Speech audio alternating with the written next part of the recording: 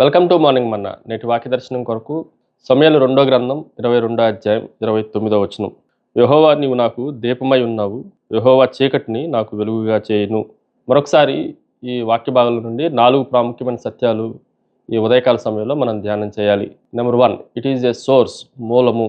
దేవుడు నీవు నాకు దీపమై ఉన్నావు అని ఈ వచనంలో నుండి జాగ్రత్తగా ఆలోచన చేస్తే, వెలుగు అనేది స్వయం ప్రకాశకం. అంత మాత్రమే కాదు, వెలుగు మనలో నుండి వచ్చింది కాదు, ఇది దేవుడి దగ్గర నుండి వచ్చింది అన్న విషయాన్ని మనం జాగ్రత్తగా ఆలోచన చేయాలి. దేవుడు వెలుగై ఉన్నాడు అని దేవుని వాక్యం మనకి బోధిస్తూ ఉంది. మనంతటా మనం ఎప్పుడూ వెలుగును సృష్టించుకోలేము, వెలుగులోనికి నడవలేము. కాబట్టి వెలుగుకు మూలాధారము దేవుడే అన్న విషయాన్ని మనం గ్రహించాలి. అందుకే ఇక్కడ నీవు నాకు దీపమై ఉన్నావు అని వెలుగుతో పోల్చడం జరిగింది. ఎలాగైతే ఆ దీపానికి నూనె అవసరమో, మన జీవితాలకు కూడా దేవుని వెలుగు అంతే అవసరము అన్న విషయాన్ని ఈ ఉదయకాల సమయంలో మనం గ్రహించాలి. ఉదాహరణకి ఒక బల్బు వెలగాలి అని అంటే అది విద్యుత్ స్టేషన్తో ఎలాగైతే కరెక్ట్ అయి ఉండాలో, మనం కూడా మన జీవితాల్లో వెలుగుమయంగా ఉండాలి అని అంటే పవర్ స్టేషన్ అయిన ప్రభువుతో మనం అనుసంధానించబడి ఉండాలి అనేది దేవుని వాక్యంలో నుండి మనం గ్రహించాలి. రెండో విషయాన్ని మీకు జ్ఞాపకం చేస్తాను. ఇట్ ఈజ్ ఏ సైట్, చూపు. ఈ మాటను కూడా మనం జాగ్రత్తగా ఆలోచన చేస్తే, చీకటిలో ఉన్నప్పుడు వస్తువులు ఉన్నా కూడా కనిపించవు. కానీ వస్తువులు కనిపించాలి అని అంటే కేవలం వెలుగు దాని మీద ప్రకాశించాలి.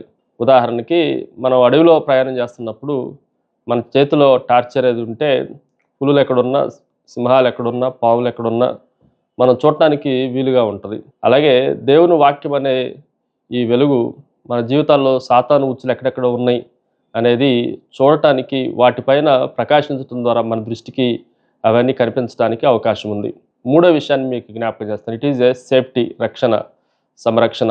ఈ మాటను కూడా మనం జాగ్రత్తగా ఆలోచన చేస్తే, దేవుని వాక్యము వెలుగుగా ఉన్న దేవునిలో మనం నడుస్తున్నప్పుడు పడిపోము, కృంగిపోము, తడబడము అన్న మాటలు మనం జాగ్రత్తగా ఆలోచన చేయొచ్చు. కానీ చీకటిలో నడిచినప్పుడు మనం ఖచ్చితంగా పడిపోతాము, నశించిపోతాము అన్న హెచ్చరికను కూడా మనము ఖాతరు చేయవలసిన వారంగా ఉంటున్నాం. ఉదాహరణకి దేవుని వాక్యంలో అనేక పర్యాయాలు చీకటిలో నడిచి పతనం అయిపోయిన వ్యక్తుల గురించి ప్రస్తావించబడింది.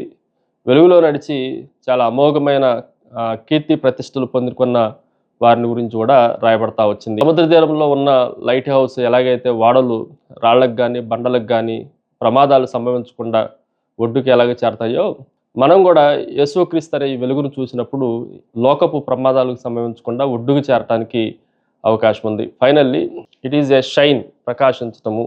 ఈ మాటను కూడా మనం జాగ్రత్తగా ఆలోచన చేస్తే, దేవుని వెలుగు మన మీద పడినప్పుడు మనము ఇతరులకు మన వెలుగును ప్రకాశింపజేసే వారంగా ఉండాలి.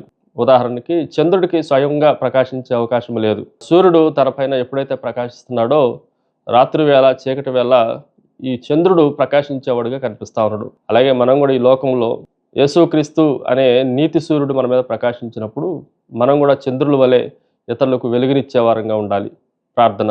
సకలాశీర్వాదములకు కారణభూతుడవు తండ్రి, నీవు మాకు దీపమై ఉన్నావని, మేము మా చీకటిని వెలుగుగా మార్చావన్న తండ్రి వాగ్దానాన్ని మేము స్వతంత్రించుకోవటానికి, అనేకులకి మా జీవితాల ద్వారా నీ వెలుగును ఇతరులకు ప్రకాశింపజేయటానికి మీరే కృపను అనుగ్రహించమని యేసుక్రీస్తు శక్తి కలిగిన నామమున అడిగి వేడుకొంచున్నాం తండ్రి.